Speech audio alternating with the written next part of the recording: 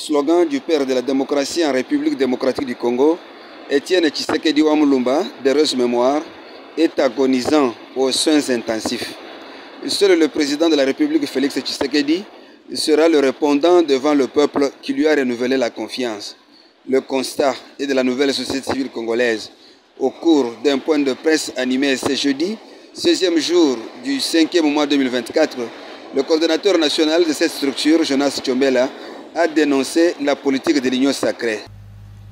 Le slogan, le peuple d'abord, cher au docteur Étienne Tshisekedi d'heureuse mémoire, désormais devenu l'union sacrée des amis et familles d'abord.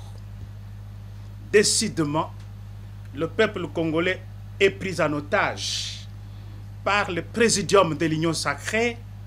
Seule la lutte libère du ton. La mobilisation des forces vives de la nation devient impérative et incontournable. Enfin, la nouvelle société civile congolaise attire l'attention particulière du président de la République, M. Félix Antoine Tshisekedi Tshilombo, qu'il sera seul comptable de son bilan à la fin de son mandat devant le peuple congolais. Les mêmes figures qui ont trahi le président Kabila hier, les mêmes en qui vous avez fait confiance aujourd'hui, ils vous nieront aussi demain comme ils l'ont fait avec le président Joseph Kabila. La nouvelle société civile congolaise ne valide aucune manœuvre tendant à transformer la République démocratique du Congo en un héritage des aristocrates. La nouvelle société civile congolaise, stoïquement, est étonnée et choquée même.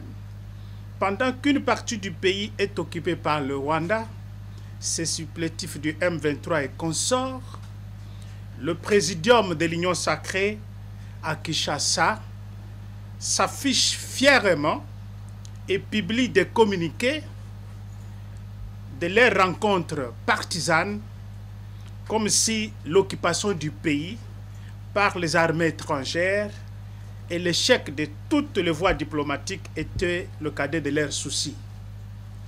La nouvelle société civile congolaise note que plus de 4 mois après l'investiture du chef de l'État, pendant qu'à l'est du pays, on parle de la balkanisation de la République démocratique du Congo, à Kinshasa, le présidium de l'Union sacrée est plus préoccupé par la privatisation de l'État congolais dans la mise en place des institutions de la République centrées sur les critères amicaux et principalement familiaux, avec le même figure décriée qui ont mis le pays à genoux, devenu désormais membre de l'Union sacrée, une sorte de blanchisserie des temps modernes.